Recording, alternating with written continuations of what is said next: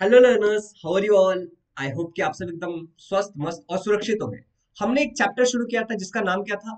Space mission, right. हमने ये chapter शुरू किया था जिसका नाम है स्पेस मिशन। ये है chapter number 10 from class 10 science 1 of Maharashtra state board. इसका आज हम लोग देखने वाले हैं लेक्चर नंबर 3। मतलब लेक्चर नंबर 1 और 2 ऑलरेडी अपलोडेड है, ऊपर के आई बटन में जाकर के आप वो देख सकते हो। अ, इस लेक्चर में, लेक्चर नंबर 3 में हम बात करने वाले हैं अबाउट सैटेलाइट लॉन्च व्हीकल, कि सैटेलाइट को लॉन्च करने के लिए कौन से व्हीकल्स होते हैं और उनकी जरूरत क्यों पड़ती है और वो कैसे काम करते हैं। ओके, फिर हम बात करेंगे space mission away from the earth. अच्छा, ये वाला जो टॉपिक है इसका खाली इंट्रोडक्शन देखेंगे, इसके अंदर डिटेल में बाद में जाएंगे।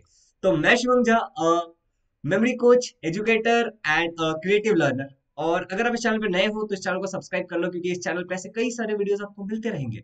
चलिए शुरू करते हैं विद अ क्वेश्चन। अच्छा, ये क्वेश्चन में क्या लिखा है देखो जरा। The value of ji is, अगर जी की वैल्यू की बात करते हैं जरा ध्यान से देखना, ये कैपिटल जी है। कौन सा जी है सर? ये कैपिटल जी है। अगर कैपिटल जी की वैल्यू की बात करोगे तो वो क्या है? क्या वो 6.67 इंटू 10 - 11 न्यूटन मीटर के जी स्क्वायर है, या फिर वो 6 इंटू 10 - 11 666? इनमें से क्या है? ए बी सी डी जो भी है तो आप लिख सकते हो पहले का आंसर या फिर ऑप्शन, जो भी आपको लिखना है आप नीचे कमेंट में लिख देना सर जी, ठीक है। चलो एक और क्वेश्चन देखते हैं। The value of small g, small g का वैल्यू क्या है? 9 है, 9.8 है, 8.9 है या 7.8 है? देखो, बहुत सिंपल क्वेश्चन है सर, बहुत सिंपल क्वेश्चन है, आप बिल्कुल लिख सकते हो। अच्छा, नीचे हमारे टेलीग्राम ग्रुप का लिंक रहेगा, उसको ज्वाइन कर लेना, काफी सारी चीजें वहां पे मिलेंगी आपको। थोड़ा सा आगे बढ़िए और अब इसकी बात करते हैं। एक और क्वेश्चन, लास्ट क्वेश्चन, चलो ठीक है। ऐसे काफी सारे क्वेश्चन है लेकिन स्टार्ट करने से पहले ये क्वेश्चन पूछ ले रहा हूँ। The unit of ji is, small g का यूनिट क्या होगा? क्या वो मीटर पर सेकंड स्क्वायर होगा, मीटर स्क्वायर पर सेकंड स्क्वायर होगा, मीटर स्क्वायर बाई सेकंड होगा, या फिर नन ऑफ द अबव? इनमें से क्या होगा? जल्दी बताना, ठीक है। नीचे कमेंट जरूर करना, काफी सोच के क्वेश्चंस लाता हूं मैं। आप नीचे कमेंट कर देना, ठीक है। चलो अब आगे बढ़ते हैं। सैटेलाइट लॉन्च व्हीकल, अगर मैं बात करूं सैटेलाइट लॉन्च व्हीकल की, तो मैं क्या बोलना चाहता हूँ सैटेलाइट लॉन्च व्हीकल से? अच्छा रुक जाओ, मैं थोड़ा छोटा हो जाता हूँ। तो कैसा होगा ना कि आपको स्पेस मिलेगा और सब कुछ दिखेगा। सर जी, सैटेलाइट लॉन्च व्हीकल्स का मतलब होता है कि जो एक व्हीकल है जो सैटेलाइट को ऊपर लॉन्च करने के काम आता है। किसको लॉन्च करने के काम आता है सर? सैटेलाइट को ऊपर लॉन्च करने के काम आता है। अच्छा, एक एक करके समझते हैं, देखो। Satellite launch vehicles are used to place the satellite in their specific orbit. Last lecture में, लेक्चर नंबर 2 में हमने ऑर्बिट्स के बारे में पढ़ा था, राइट। HEO, MEO, LEO. तो उनके उस ऑर्बिट तक पहुंचाने के लिए जो व्हीकल का इस्तेमाल हम करते हैं वो होता है satellite launch vehicle. The functioning of satellite launch vehicle is based on Newton's third law of motion. Newton third law पता है ना? Every action has an equal and opposite reaction which act simultaneously, वो वाला, ठीक है। The launch vehicle use specific type of fuel, इसके अंदर एक स्पेसिफिक टाइप ऑफ फ्यूल होता है। The gas produce due to the combustion of the fuel expand due to its high temperature and expelled forcefully through the nozzles and at the rear side of the launch vehicle. मतलब जब तुम यहाँ पे जब fuel को combustion करते हो, उसका जब उसको जलाते हो तो वो बहुत ही जोरदार तरीके से जलता है और ये तुमको ऊपर लेके चला जाता है। सिंपल, तुम इमेजिन कर सकते हो। चलो थोड़ा आगे बढ़ते हैं। As the reaction of this, अब इस चीज का जो एक रिएक्शन होता है, ठीक है। अ थ्रस्ट एक्ट ऑन व्हीकल, एक थ्रस्ट एक्ट करता है व्हीकल पे। Thrust is pressure upon area, right, या फोर्स अपॉन एरिया, बताना जरूर। तो प्रेशर क्या है? Force upon area, thrust upon area. सोचो तो बेसिकली एक थ्रस्ट क्या होता है पता कर लेना तुम, ठीक है। तो थ्रस्ट एक्ट करता है व्हीकल पे और जिसके कारण व्हीकल क्या होता है? ऊपर की तरफ चला जाता है, high into the space. The structure of the launch vehicle is decided by the weight of the satellite and the type of satellite orbit. अब ये जो तुम्हारा, मान लो कि ये तुम्हारा जो रॉकेट होगा, जो सैटेलाइट लॉन्च व्हीकल है, इसका स्ट्रक्चर कैसा होगा? ये किस पे डिसाइड होगा? ये डिसाइड होगा दो फैक्टर्स पे सर जी। पहला फैक्टर इसके लिए वो होगा कि आपका जो सैटेलाइट है, वो सैटेलाइट का वजन कितना है। क्या क्या लिखा है? Wait of the satellite. And दूसरा जो फैक्टर डिसाइड होगा वो होगा type of the satellite orbit, कि आपको उसको कौन सी ऑर्बिट में लेके जाना है। एचईओ में लेके जाना है, एमईओ में लेके जाना है, एमईओ में दो चॉइस है, या फिर एलईओ में लेके जाना है। Are you getting it? चलो थोड़ा सा आगे देखो, यहाँ पे देखो। The fuel of the vehicle also depend on this factor.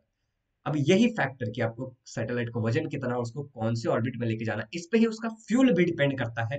The fuel forms a major portion of the total weight of the launch vehicle. तुम्हारा जो लॉन्च व्हीकल होगा, उस लॉन्च व्हीकल का जो सबसे बड़ा पोर्शन होगा वो क्या होगा? फ्यूल होगा। चलो आगे बढ़ते हैं। The vehicle has to carry a large weight of fuel with it. अब ये जो व्हीकल है, इसको फ्यूल का बहुत सारा वजन लेके जाना पड़ता है to overcome this problem. Vehicles with more than one stage is use. देखो एक ही स्टेज में अगर सारा फ्यूल रख देंगे तो उसका टंकी भी बड़ा होगा, अब उतना टंकी को ऊपर तक लेके जाना है, इसीलिए अलग अलग स्टेजेस होते हैं फ्यूल के। देखो तुम्हें आगे सब समझ में आने वाला है। Due to this the weight of the vehicle can be reduce step by step after launching. मतलब समझाता हूँ, देखो इधर देखो। अब मान लो ये स्टेजेस है, बूस्टर है, ये तुम्हें इनिशियली आगे लेके जाने में मदद करेगा, फिर सेकंड स्टेज है, थर्ड स्टेज है। अब होता क्या है, जैसे तुम्हारा रॉकेट गया, अब ये वाले स्टेज का फ्यूल खत्म हो गया, ये वाले स्टेज का फ्यूल खत्म हो गया, तो ये डी अटैच हो जाएगा। देखो आगे पढ़ के बताने वाला हूं, लेकिन अभी समझ लो। जैसे ये स्टेजेस के फ्यूल खत्म होंगे, ये डी अटैच होगा और ये नीचे गिर जाएगा। अरे गेट गेट, अब ये समुद्र में कहीं गिरेगा या कहीं वीराने में जाके गिरेगा और तुम्हारा ये चला जाएगा, तो धीरे धीरे वजन हल्का होता जाएगा और ये स्पीड पकड़ेगा। अरे गेट गेट, चलो। तो यहाँ पे देखो क्या लिखा है। For example consider launch vehicle with two stages. Consider करो एक लॉन्च व्हीकल जिसमें दो स्टेजेस है, देखो ठीक है। For launching the vehicle the fuel and the engine in the first stage are used. Launch करने के लिए फ्यूल और इंजन जो फर्स्ट स्टेज पे होता है उसको यूज किया जाता है। This impart specific velocity to the vehicle and takes into a certain height. इससे एक स्पेसिफिक वेलोसिटी मिल जाता है उसको, जिसके कारण एक सर्टेन हाइट तक जाता है। Once the fuel in the first stage is exhausted, एक बार पहले स्टेज का फ्यूल खत्म हो गया, आगे ड्राइंग बताऊंगा तुम्हें, ठीक है।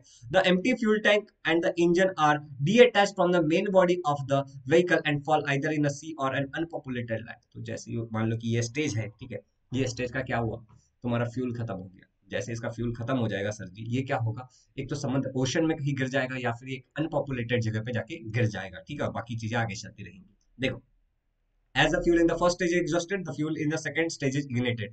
जैसे ही फर्स्ट स्टेज का फ्यूल खत्म होगा, सेकंड स्टेज का फ्यूल इग्निटेड हो जाएगा और उससे काम करना स्टार्ट हो जाएगा। देखो अब यहाँ पे देख सकते हो तुम आगे। अब एग्जांपल के लिए हमने लिया है the structure of the polar satellite launch vehicle. Polar satellite मतलब पीएसएलवी तुम्हारा, डेवलप बाय इसरो, इसरो ने डेवलप किया था। अब देखो इसमें, देखो ये तुम्हारा ड्राइंग है, एग्जाम में पूछते हैं, ऐसे भी पूछते हैं इसके लिए। देखो अब यहाँ पे तुम्हारा ऊपर में तुम्हारा सैटेलाइट है, प्लेस 4 सैटेलाइट, देख पा रहे हो तुम।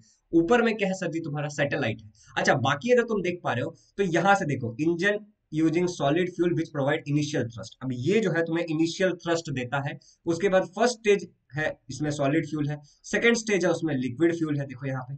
फिर थर्ड स्टेज है, उसमें क्या है, सॉलिड फ्यूल है। फिर इसमें क्या है, लिक्विड फ्यूल है। फिर तुम्हारा सैटेलाइट है, मतलब अलग अलग स्टेजेस है, देख रहे हो। मतलब जैसे ही मान लो तुम्हारा सैटेलाइट लॉन्च व्हीकल ऊपर गया, अब यहाँ का फ्यूल खत्म हो जाएगा तो ये वाला इग्निट हो जाएगा, यहाँ का खत्म होगा तो ये वाला इग्निट हो जाएगा, मतलब यूज होना स्टार्ट हो जाएगा। अच्छा जो खत्म हो गया वो क्या हो जाएगा, डी अटैच होकर के अनपॉपुलेटेड जगह या फिर ओशन में कहीं पे गिर जाएगा। सिंपल लग रहा है सुनने में, काफी सिंपल है, ड्राइंग याद कर लेना। देखो सिंपल है, सॉलिड सॉलिड, फिर लिक्विड सॉलिड लिक्विड, खत्म, ठीक है। चलो स्टार्ट करते हैं, आगे बढ़ते हैं। Mission away from the earth, हमारा जो दूसरा पॉइंट है उसके बारे में डिस्कस करते हैं। अच्छा देखो, इस पॉइंट के बारे में ज्यादा डिस्कस नहीं, इतना ही डिस्कस करने वाले हैं हम, ठीक है। Mission away from the earth और इसके रिलेटेड जो मून मिशन है और मार्स मिशन है और अदर प्लैनेट्स के जो मिशन है, स्पेस डिब्रिस, ये जो है तुम्हारा अगले लेक्चर में आएगा कल। तो अब ये देख लो, as we have seen above, artificial satellite being used are making our life more and more enriched। artificial satellite हमारी लाइफ को क्या करता है, बहुत अच्छा बनाता है, बहुत ही ज्यादा मतलब क्या बोले, आसान बनाया जा रहा है, ठीक है। ये हमने पहले लेक्चर में देखा था। however in the previous standard we have learned about the telescope abroad, artificial satellite is used to gather information various object in the universe, तुम्हें पता है इसका मतलब। similarly some space mission are used to gain further knowledge about the universe। in this mission spacecraft sent to nearby object in the solar system to observe them more closely। देखो नाम से ही पता चल रहा है, mission away from the earth. अभी क्या है, ये अर्थ है, कुछ सैटेलाइट को या फिर कुछ टेलीस्कोप सैटेलाइट वगैरह को क्या किया जाता है, पृथ्वी से बाहर मतलब दूर भेजा जाता है किसी और चीज की स्टडी करने के लिए। अब वो क्या करता है, उस चीज के बारे में पढ़ता है और इंफॉर्मेशन हमें ला के देता है। सिंपल, ये सब चीज का मतलब वही है। अब देखो आगे देखो, new information has been obtained from such mission and it is helping to understand the creation and evolution of our solar system. अब ऐसे जो मिशंस किए गए थे अवे फ्रॉम द अर्थ, उससे कुछ नए इंफॉर्मेशन मिले जो तुम्हें बताता है स्पेस के क्रिएशन के बारे में, ठीक है, और उसके इवोल्यूशन के बारे में। For such mission, spacecraft must escape the Earth gravitational force to travel into the outer space। अब इस चीज के लिए मान लो ये तुम्हारा अर्थ है, इसके आजू बाजू में क्या है, उसका ग्रेविटेशनल इन्फ्लुएंस है। अर्थ जो सैटेलाइट है तुम्हारा, ये उसको उसके बाहर जाना पड़ेगा। अगर वो उसके बाहर नहीं जाएगा तो शायद वो वहां तक पहुंच ही ना पाए। Are you getting it? To achieve this, the initial velocity of the moving object must be greater than the escape velocity of the Earth, as we have learned in the chapter on gravity।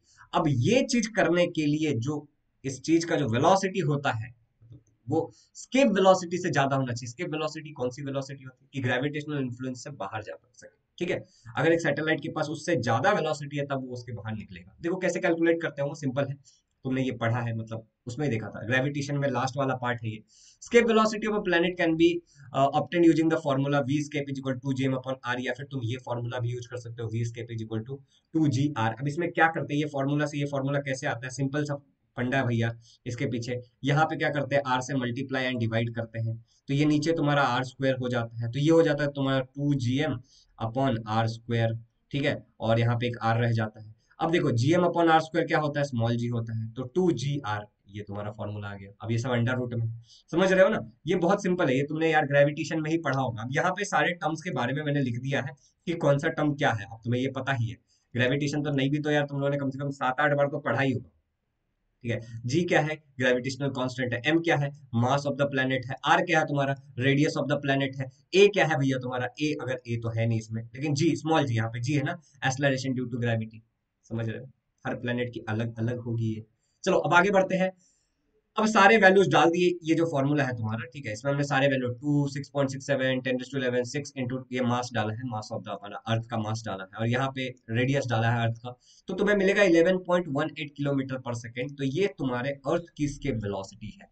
ये क्या है, अर्थ की escape velocity है। तो अगर mission करना है away from the earth, तो इससे ज्यादा वेलोसिटी देना पड़ेगा। तो देखो, if a spacecraft is to escape the earth gravitational force to travel outer space, it must have minimum velocity, इतनी होनी चाहिए, कम से कम इतनी तो होनी ही चाहिए उसके पास, मतलब 11.18 किलोमीटर पर सेकेंड, मतलब एक सेकंड में 11.18 किलोमीटर जाना पड़ेगा उसको, एक सेकंड में।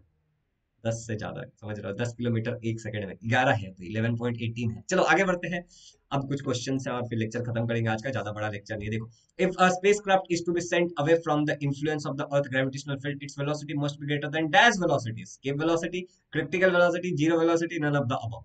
पीछे अभी बताया है, अभी अभी बताया है, तुम बताओ इसमें ऑप्शन क्या है, ए बी सी डी जो भी है, 4 A B C जो भी रहेगा लिख के भेज देना, कमेंट कर देना नीचे, ठीक है। चलो आगे बढ़ते हैं। इफ द स्पेस, और नहीं आ रहा है तो पीछे जाओ और देख लो, ठीक है। If a spacecraft is to send away from the influence of earth gravitational field, it velocity must be dash than the escape velocity, greater, less, equal, none of the.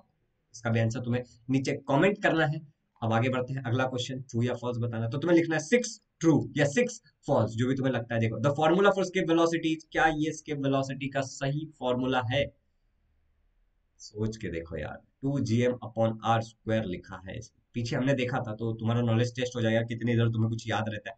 चलो अगला क्वेश्चन है, the formula for escape velocity, क्या ये सही formula है, 7 true 7 false, जो भी रहेगा लिख देना। आई होप कि तुम्हें समझ में आ गया, ठीक है। तो इतने सारे क्वेश्चन लेकर के आया था मैं आज का लेक्चर, तुम्हें कैसा लगा ये कमेंट करके जरूर बताना। और ये जो मैं क्विजेस डाल रहा हूँ, ये जो क्वेश्चंस डाल रहा हूँ तुम्हारे लिए, क्या ये तुम्हारे लिए यूजफुल है, क्या मुझे हर चैप्टर में ऐसा करना चाहिए।